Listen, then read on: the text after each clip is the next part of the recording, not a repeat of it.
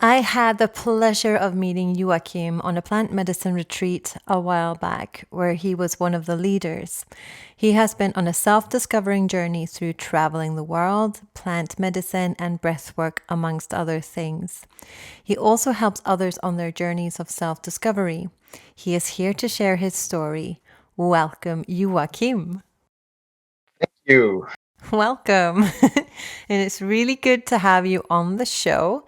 I was just telling my listeners earlier that it's winter here and it's really cold outside. And I can imagine that it's much warmer where you are because you're in Mexico, right? So would you like to explain your surroundings to us? Yeah. Also, well, when I came here, I came to Cancun, Playa del Carmen, that area, and there is much more heat. It's like 30 degrees or more.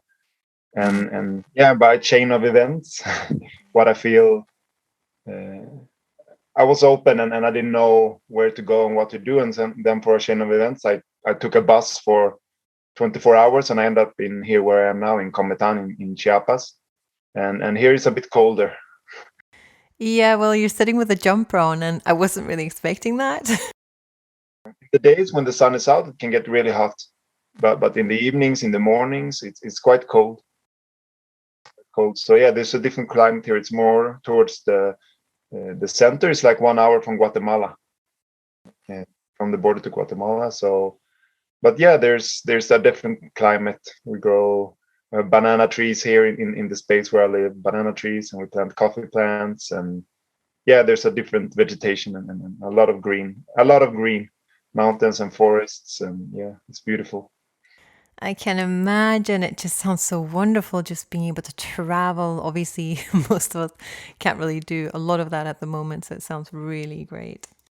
I'd like to start off this interview with asking how you started your spiritual journey or the journey of life. I mean, obviously, you started it when you were born, that was your life journey, but what was your spiritual journey? How did that happen? How did you awaken and start questioning yourself, who you were as a person and as a soul?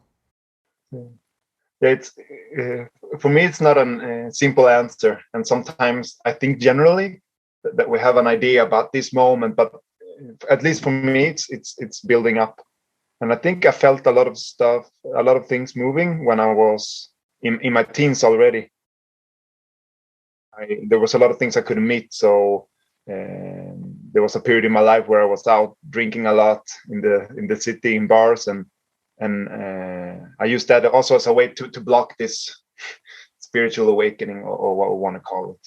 And I end up in the life. I moved to Norway, and there for a while I was working as a store manager, sometimes 60, 80, 70, I think in moments even 90 hours a week, and I'm out in the weekends and everything. But there came a point where I was seeing in a moment where I was just like in this circle, and I was only working for the money. At that point, then I began to read. It was actually a book about business, but I could see like, wow, I can do so much more, and I'm stuck in this somehow this loop, of patterns of drinking in the weekends and eating pizza and chips and candy to be to add value.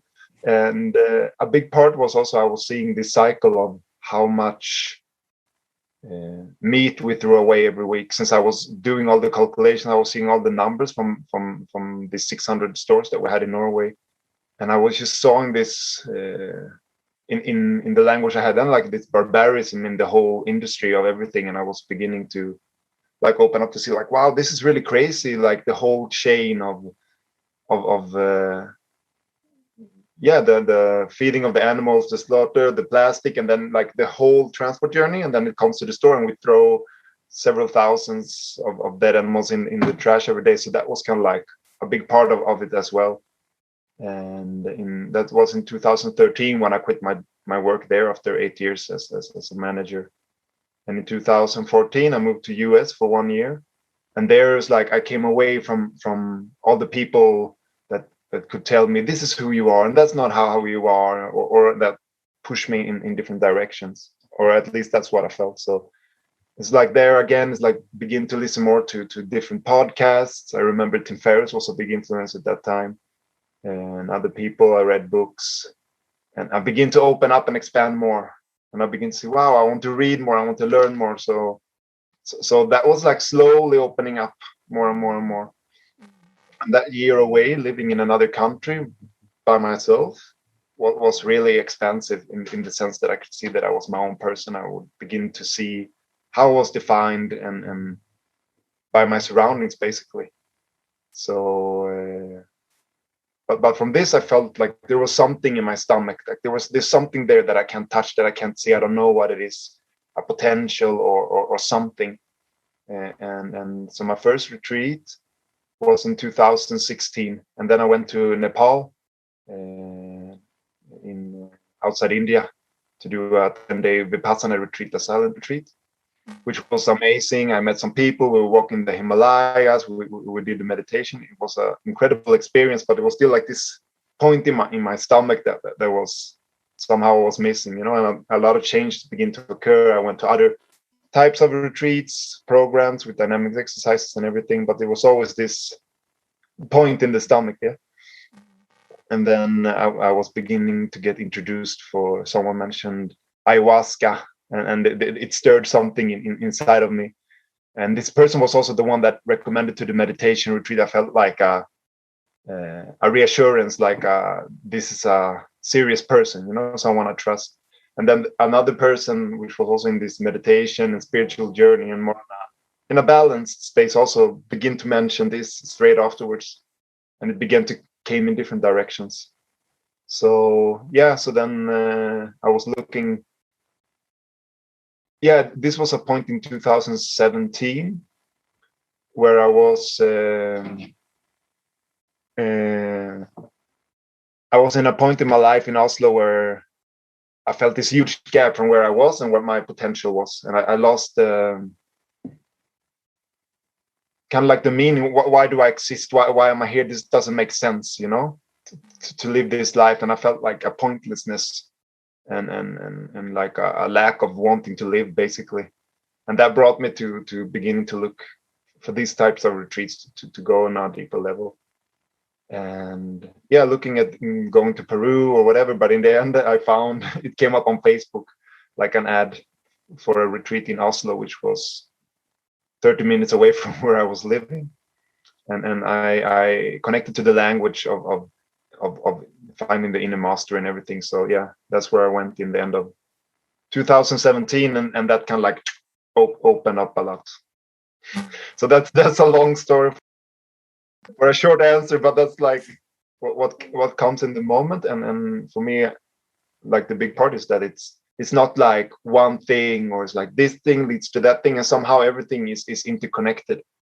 And I feel generally we all have our precise, defined kind of like journey, the way to go, and how we learn and perceive and receive things. And there's no a way of doing things, or that you need to eat in a certain way, or you need to drink a certain thing, or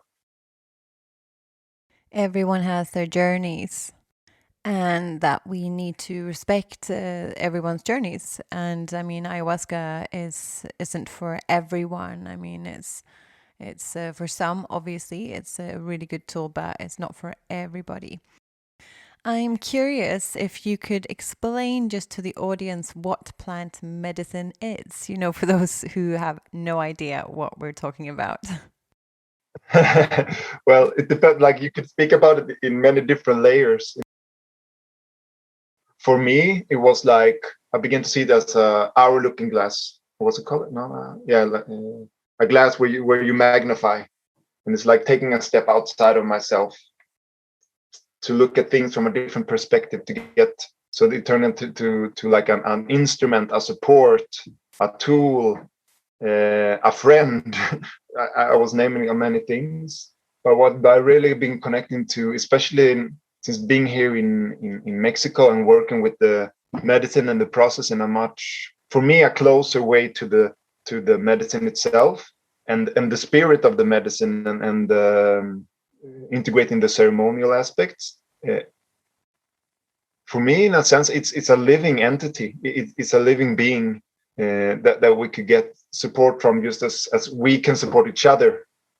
And we can support animals, and we have animals that support us in different ways. Yeah. And what I've been connecting to, because we had a beautiful 2 days ceremony this weekend. Actually, a couple came from Brazil, and it was also a completely new way of doing the ceremony. But what I connected to them was like, when I drink this, it's like I'm trusting something outside of myself. I think we could call it whatever we connect to in the moment, but it's like a divinity or life or an energy or a spirit.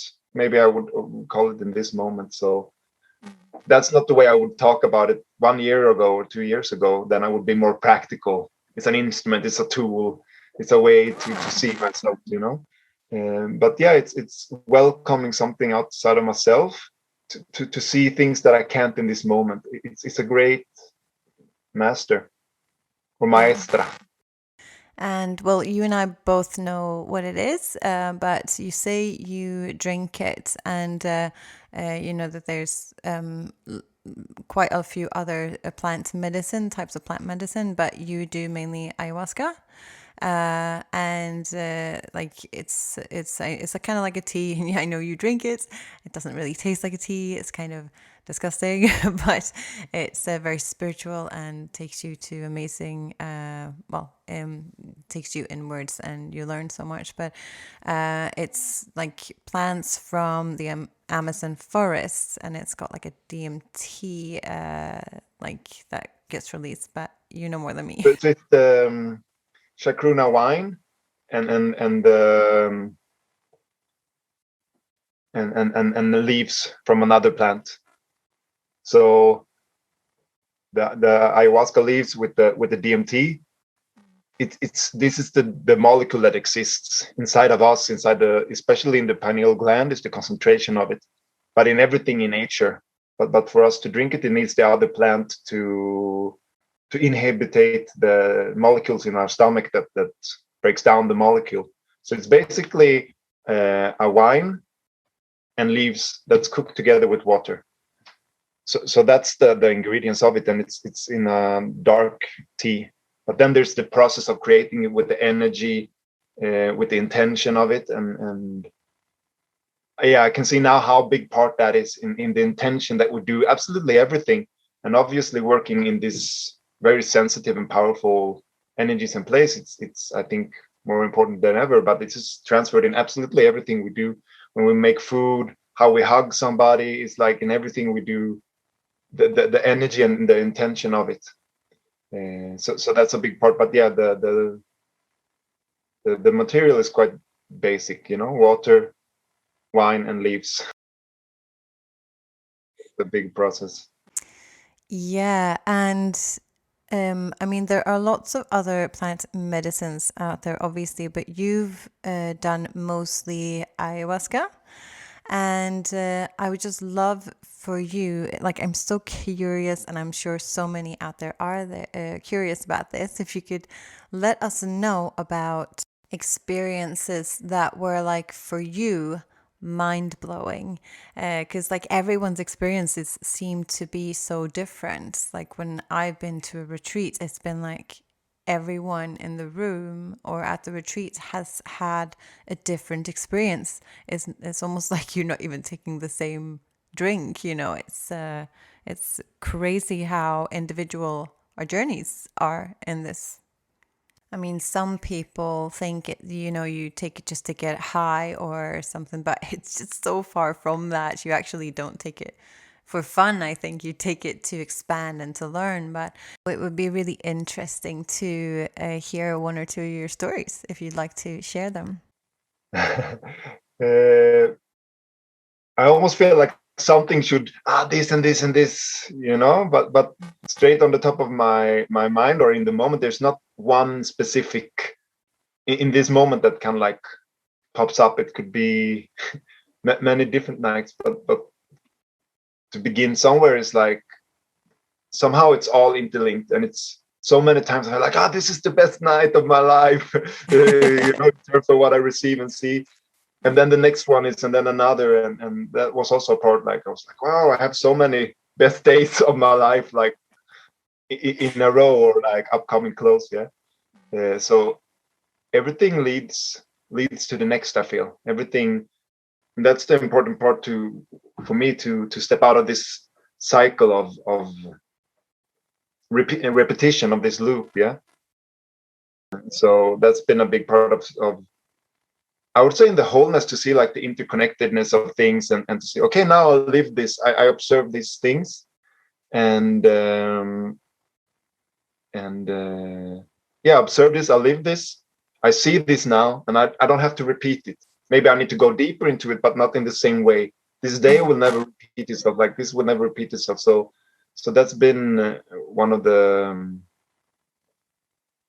big lessons, and also some nights are really intense, like in a physical way. With it's the of purging, of cleaning in a way, because well, I can't speak for others, but in my experience of being in many ceremonies and my own experiences, is there's a lot of shit, thoughts, energies, ideas, limiting beliefs, and what we put in ourselves. So what I've put in myself in terms of from the external. So some nights that are very tough, and it's like a big cleaning, a lot of things coming up. It's really intense, and I could be almost powerless. And in the moment, it can be really, really, really challenging. But these are many afterwards, like a huge gratefulness afterwards as well. And then there's other nights that's the opposite, where it's not this tough, intense, and it's more of this lightness, joy, connecting to these parts. But in a way, it's the same. And after the storm comes the sunshine. After the rain comes the sun. It comes the day. So it's seeing this interconnectedness of things. And yeah, well, also like this weekend now we had 2 ceremonies, which was very, very powerful.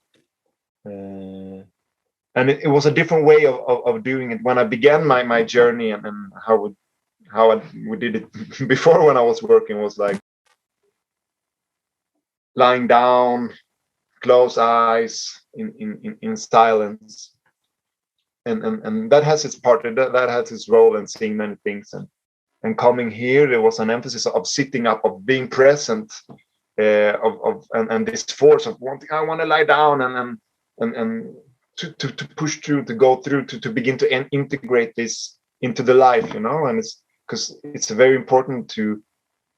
It can be easy to go to a ceremony or a retreat and I connect to life and happiness, and I see this and this and that, and then we go back to the same work, to the same friends, to the same behavior, with the same ideas.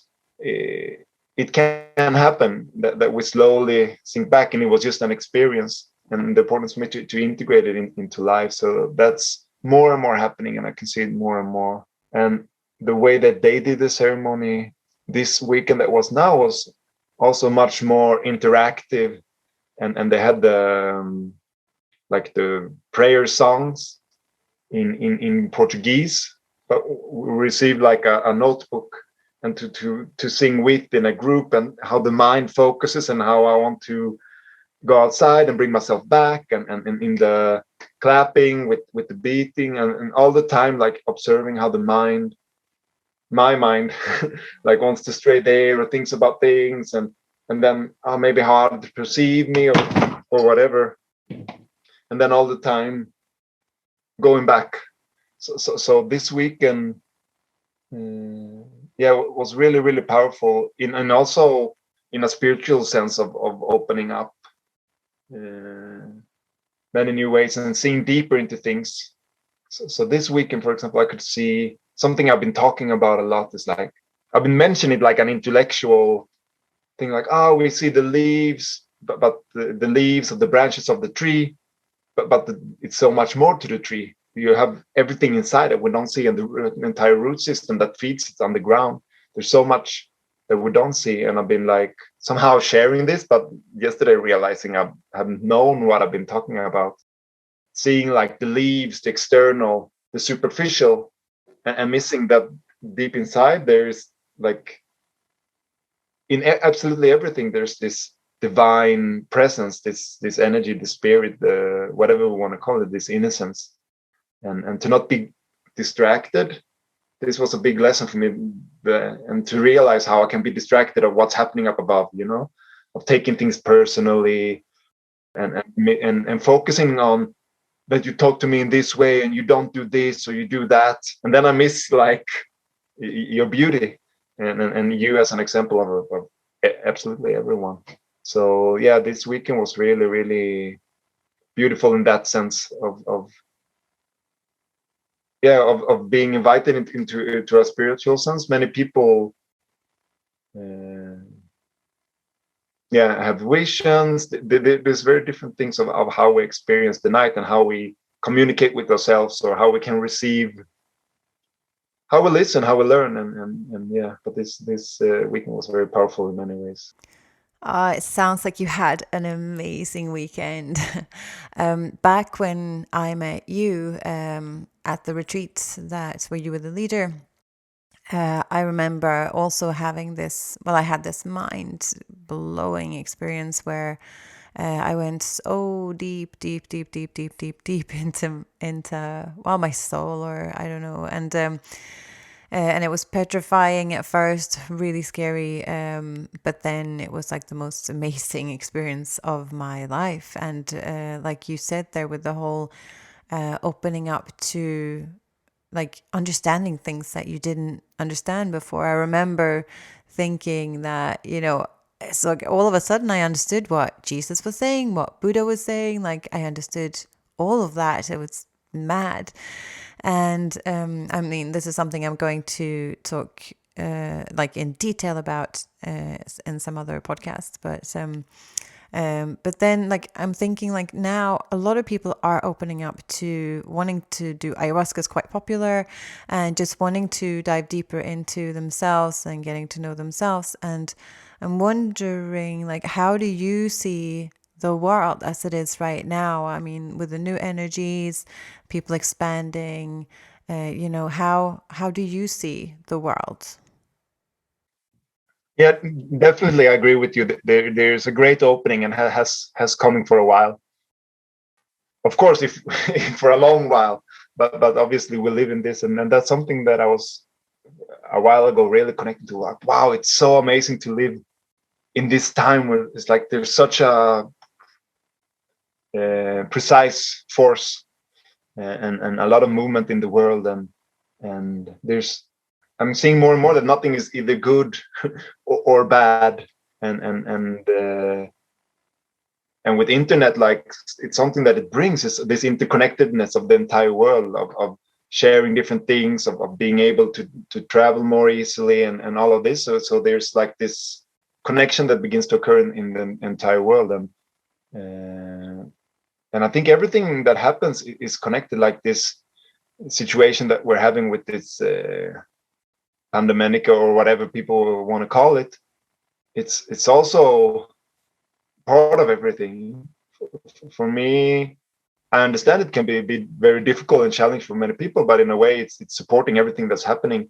It's like some kind of blessing in disguise, and it can be a very hard lesson from life. But it's breaking all the patterns. It's at least gives us the opportunity, or the push to stop up and think like, hey, what am I doing with my life? Or my work isn't working, or I can't travel, so I'm not free. But what I was last year, I was in quarantine in a beautiful place in Colombia for 3 months, and I begin to see like, wow, all the fear that's in the world. And for me, that's been I don't care so much about the actual virus, but the fear and the control is coming up, and the openness to be more controlled because of the fear. And obviously this is my perception and not everyone's, but I could see like, wow, it's crazy what's happening in the world with this fear, and how it kind of like becomes the master. And I was only in the beginning only seeing it on the outside, and then I had a session in this night also with ayahuasca, and beginning to feel this extreme fear that I've been having in my system my entire life. And it's like, okay, in this moment, this is also a big part to say, okay, welcome, this is coming now, let's welcome it. And instead of resisting it, of going into the fear of being afraid, I said, look, more. And my entire system was filled with this fear. And in a moment, it transformed into something that I would describe as just pure power or strength. Amazing. Yeah, it was super powerful. And I could see, wow, I see the fear on the outside, but I see it because it exists inside of me. And in this moment, I could see like, wow, my entire life I've been limited by my fear in terms of my expression of being, and I've always had this need of being part of things, of expressive and all of that. And I could see why I've been traveling around, and I was working a lot, eating at nice restaurants, going around, and it was like a superficial way of being free, like in this physical sense. And it was almost that I did this to hide the fact that on a deeper level I was not free. I didn't dare to express like these deeper parts of myself, with singing, with art, with being spontaneous and alive, like always with the mind, managing its way through. Uh, so in different ways, I think it exists in all of us. But many times we speak about the world and what we think, and we have our ideas, but I'm more and more aware that it's mine. This is how I see it. This is my truth in this moment. And then people can receive what they receive, but it's not for me to impose anything on anybody else. But obviously we can get an idea about other things while going through ourselves. So yeah, that was a super strong experience. And yeah, I think in terms of like, now there's a force that's coming, like the external, like I want to be in this safe space, I want to be in my little world, in my social circles and circle, and continue. And it's amazing, and it's the perfect life for many people. But at least now we're giving the opportunity to begin to see, and to see, do I want to be go into this fear and be more like this, or go into love and meet what's there, and begin to open up, and definitely not saying that there's a right way of living or a wrong way of living, but that the external always shows us something. And that's also something I've been living a lot, when I begin to project or blame or other people or the world, or whatever it is, like going outside. I see I don't get anywhere there. And then it comes a moment, wait, why do I see this all the time? Or why do I attack this? Or why do I blame or judge? And then what is it inside of me that this is reflected? And also how people react to me. Oh, why do you treat me like this? Or why do you talk to me like this? Or I don't like this. And so, but they're showing me something. The fact that people are reacting to me in a certain way is in some sense that I'm creating it. So in this journey as well, to take more and more power and responsibility to my life, and seeing that the more I put things on the outside, the more I'm stuck in this loop of just getting nowhere. Yeah. Yeah, it's interesting how everything is mirrored. Like everything you see on the outside is a reflection of the inside. Like a lot of people miss this, I think, including myself sometimes. We get caught up in the sort of separation of like seeing things outside of yourself, seeing that as separate. Obviously, we're all connected. It is interesting how we view the world, how everyone views the world right now, and how different points of views we have. It's like crazy town out there. It's like mad, but I do think that it's really exciting how, things are changing, and that we are waking up to a new reality. Not saying I'm happy about, people being sick or dying, not at all. But I am excited about the prospect of waking up, and people finding unity with each other instead of standing, against each other. And I do think it's like a big purge happening right now. And I actually caught myself the other day saying something that I immediately, stopped myself because I was saying to a friend that, something along the lines of, oh, I just wish, can people just wake up already? And then I just immediately stopped myself. I'm like, what am I saying? It's like, that's quite judgmental, and as if I am in the right, as well. And it's just, it's interesting how we are starting to learn the outside reflects inside. So if it's bothering me that somebody isn't waking up, then obviously there's something in me that's not waking up, because that's me judging somebody. So you mentioned earlier that you didn't know that you were going to end up where you have ended up right now. And you just hopped on a bus. Did you use your intuition to guide you to where you are now? Uh, yeah, I was in a point where we were doing a lot of retreats in Europe, in Sweden and Ireland and other places. But I was somehow felt I was stuck in the way things were moving, and it was a lot of pressure, a lot of self-demand, and I felt like something would open up. Going to Mexico to a retreat here, where I was working before, and I felt like, okay, I'm open. It was like this openness of, I don't know.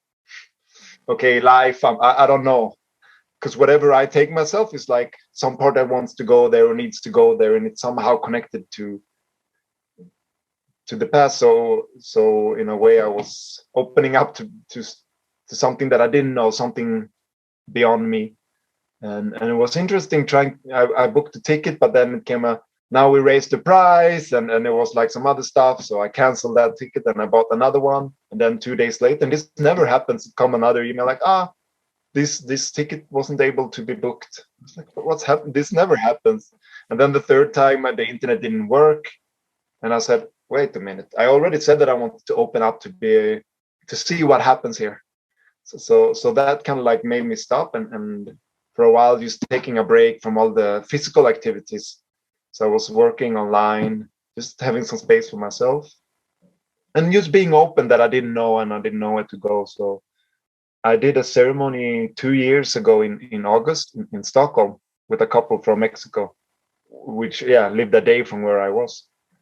So I was just sending a message to see if there was any retreats or ceremonies, because that's a big part. Like, many people are doing ceremonies, especially here in Mexico.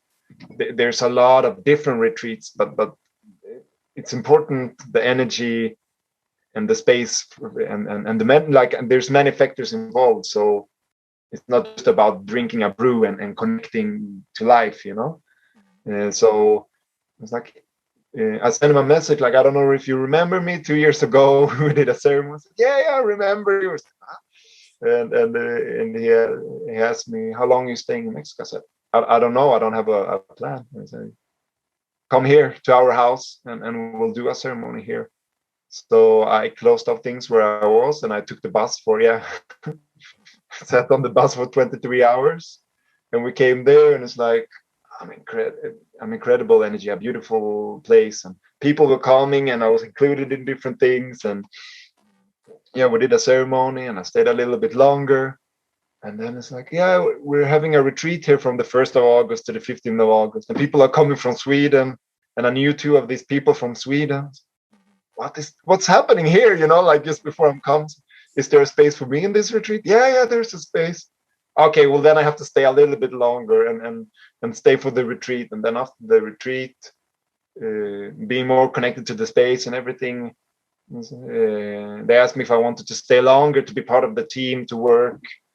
Yeah, because we have a cornfield here. We built a greenhouse. We plant coffee plants. They have chickens and horses and now cows that has come, and so I was invited to that. Like, this really makes sense. And then there was like the birthday of somebody, so I needed to stay a bit longer, and just this openness, and the Day of the Dead, I really want to celebrate it here. And then so just like it kept on going, but there was like, obviously these are external or superficial excuses, but it was interesting coming here and receiving, not the ceremonies is like a part, it's like an extra, but to integrate it in a space with people with actual life. That's it's not a work to go a ceremony and expect to be transformed.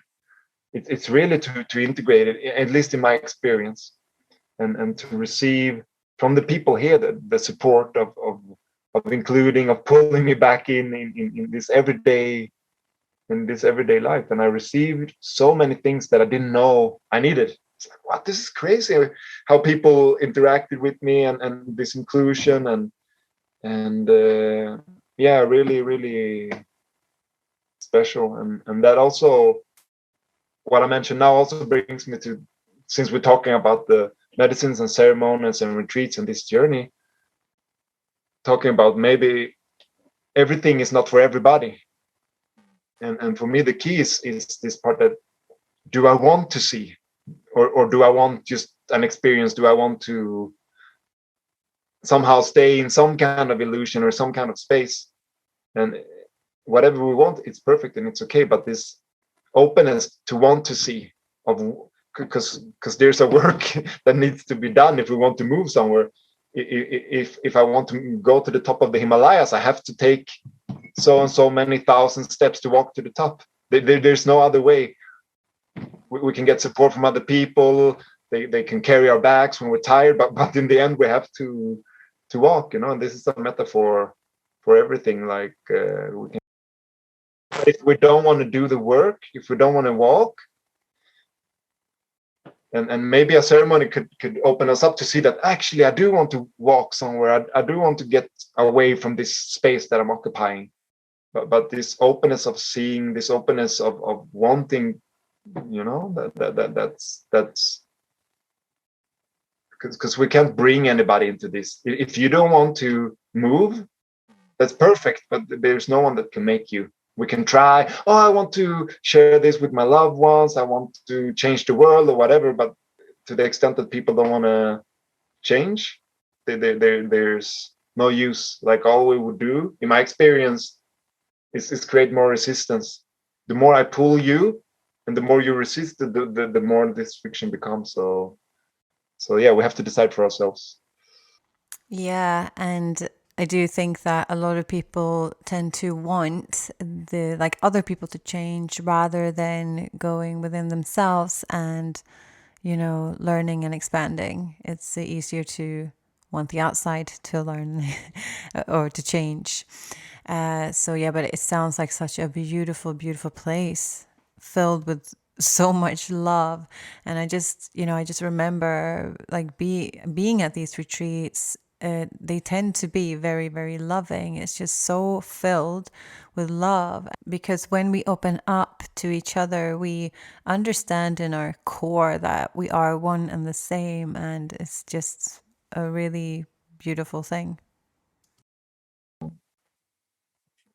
Yeah, there's a million of different supports, meditations, techniques, medicines, people, but something, yeah, if I don't open up to receive you or whatever it is from the external, you can give me all the tools in the universe, but if I'm not willing to pick up the hammer, the house is gonna get built.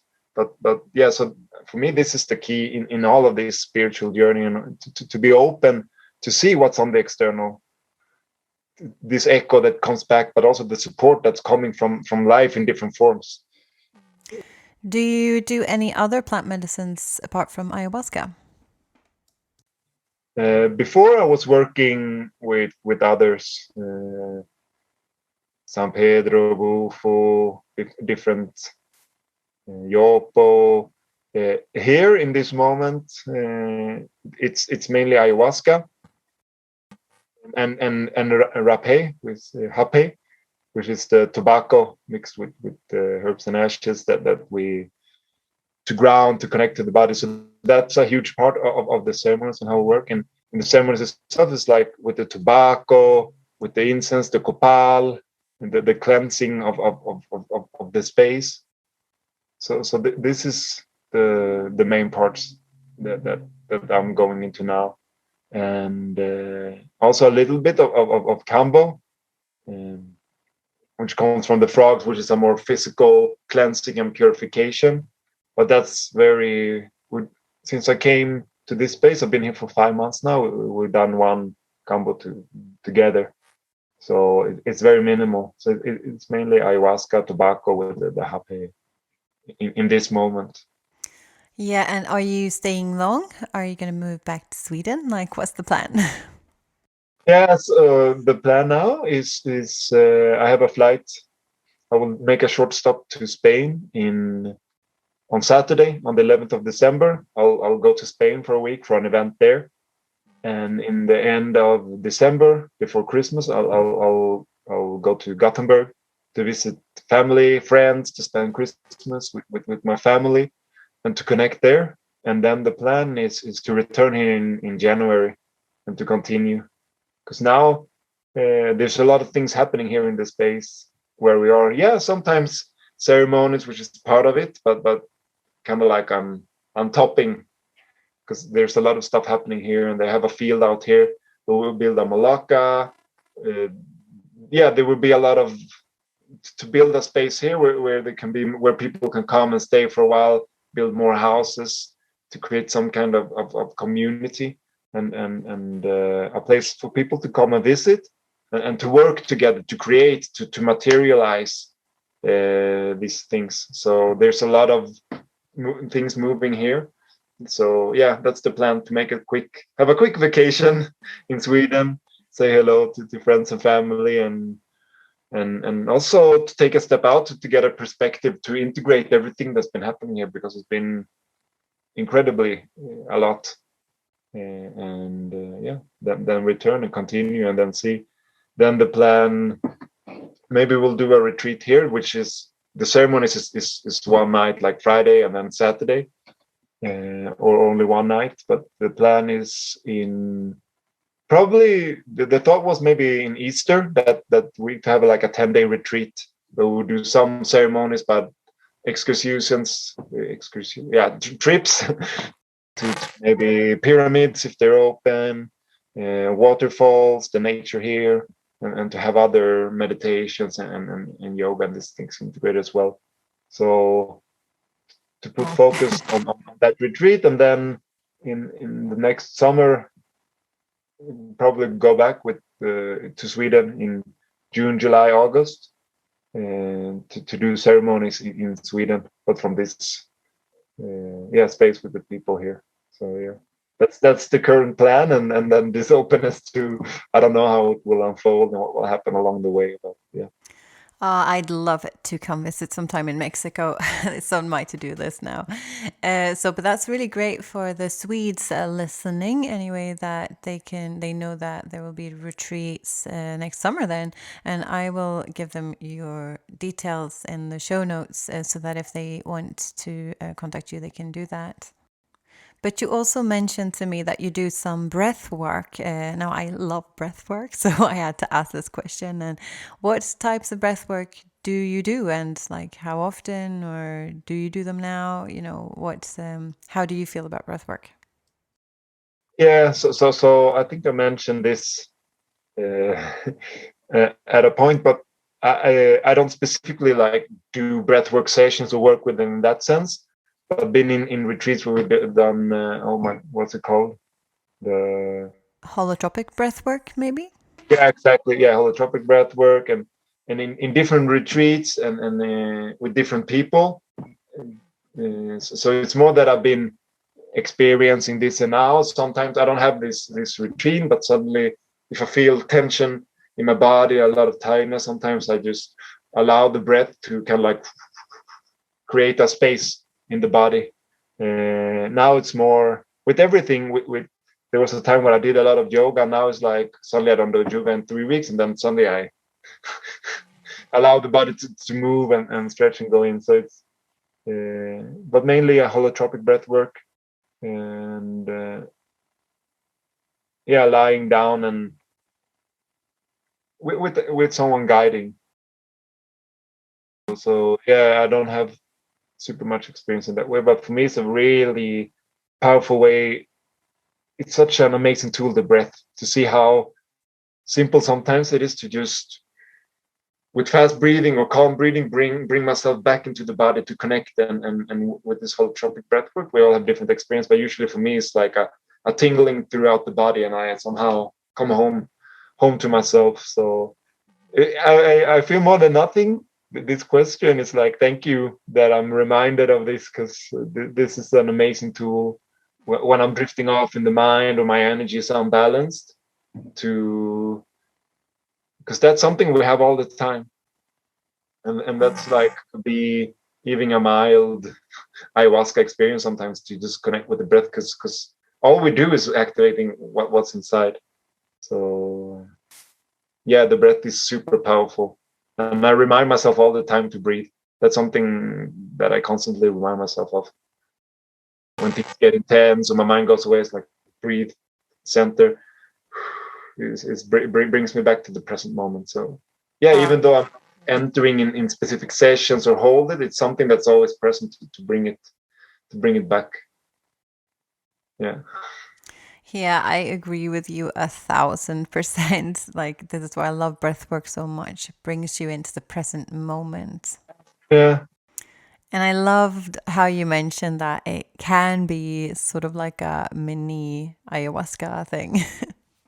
Like when I've done holotropic breath work or the Wim Hof breath work, when you sort of hold your breath, and it can be quite intense, but also incredibly beautiful and releasing.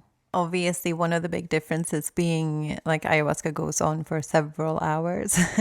And when you've done a breath work, it kind of, it's obviously just much shorter, and you can change your breath so that you can come out of it if you really feel like it's too much. But I'm the same with sometimes doing loads of yoga or loads of breath work and then not doing it for a while. I think it goes in waves. Do you have any words of wisdom for people out there who are feeling a bit lost, perhaps in the world, and just needing some advice in this new energy of Earth?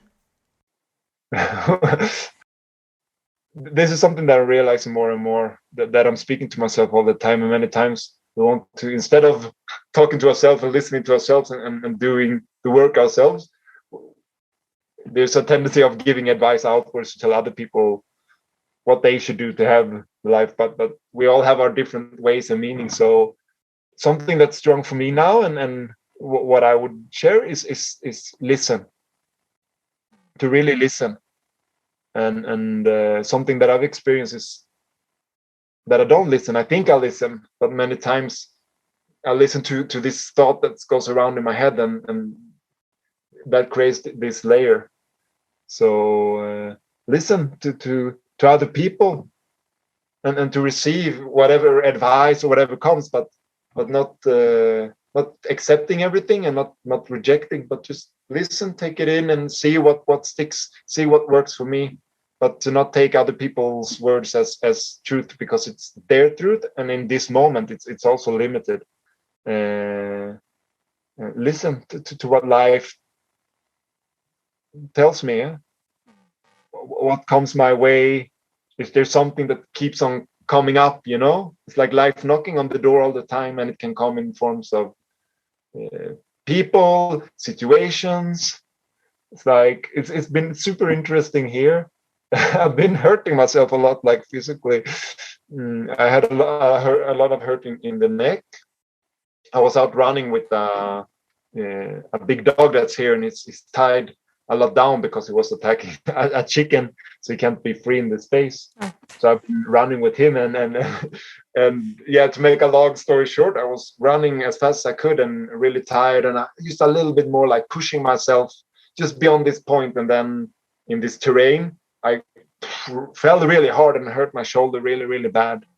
And in that moment, to be open to, okay, what's life telling me, or what is this situation telling me, to not be like, oh, the dog, or I'm stupid, or the world is stupid, or the dog is stupid, which could be my old kind of reaction, and to be like, okay, I created this situation, or somehow this situation was created for me. In this openness I could receive what's coming. And now there's the other dog knocking on my door. Beautiful. Yeah, and then I was cutting banana leaves, and I fell down from the ladder once. And then I got up on the same ladder and fell down because the ladder is broken. And then it took me 2 times to fall down before another person fixed the ladder, And I was out again as soon as I could. I went out with this Attila, the dog, again, and a stray dog came and attacked. And in this confusion, I was bitten in the leg. Oh my God. And make stitches. And had to walk really, and it's like slow down and really what to be open to listen to. Okay, I need to slow down. I need to be more present. I need to be aware because these situations also happen. It's been like hard and very specific lessons. And then again, I broke my ankle. It's like all the time. But I could see that before I would be much in resistance of victimization, or the world attacks me, or I'm stupid, I'm not paying attention, or this thing from the outside is attacking me, and now there's an openness of okay, somehow everything is here to help me, to support me, to show me something. And if I attack or reject these things that come, I can't receive the lesson that life brings me, or somehow it's created. Somehow life is throwing this at me, or somehow I'm creating this myself. But this openness, that somehow everything comes for a reason, and somehow everything represents or shows me something. And this doesn't mean to accept to be mistreated, to accept shit. It's a balance, of course. It's not to be like, I accept everything, is because this is what's happening. It's a very fine line talking about acceptance, because somehow accept what is, what's coming, but to be open to accept in a sense that I can learn from it, to see it. That doesn't mean I'm gonna accept that this is the way life is. It's like a moving thing. But yeah, acceptance and listening, openness, and that we all have our own specific path. And to remember, when people come with advice to us, they're really talking to themselves, or to in one way or a degree what they think is best. Maybe they want the best for us, but nobody knows our inner world except us. But it's also to receive the others. It's a very fine line balance to receive without rejecting, or not taking everything for granted. Yeah. That's me not giving an advice. But it is good advice, and yeah, I think it's a tricky one, like being accepting of what happens whilst putting boundaries. Like that's something that I am working on in this lifetime. It's one of my life lessons to learn that, to set boundaries, but still be accepting of what happens, like in every given situation, accept and then learn from it or move on. I think that was beautifully said, and I hope and I think that the listeners got something out of that.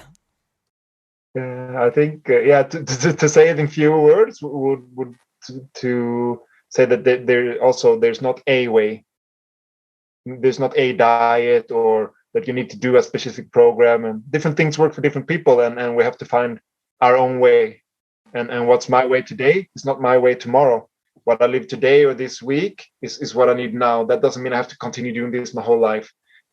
It's a constant flow of life, of being open to in what we eat, if we meditate or not. If there's a moment to work, there's a moment to rest. But yeah, there's not a way. It's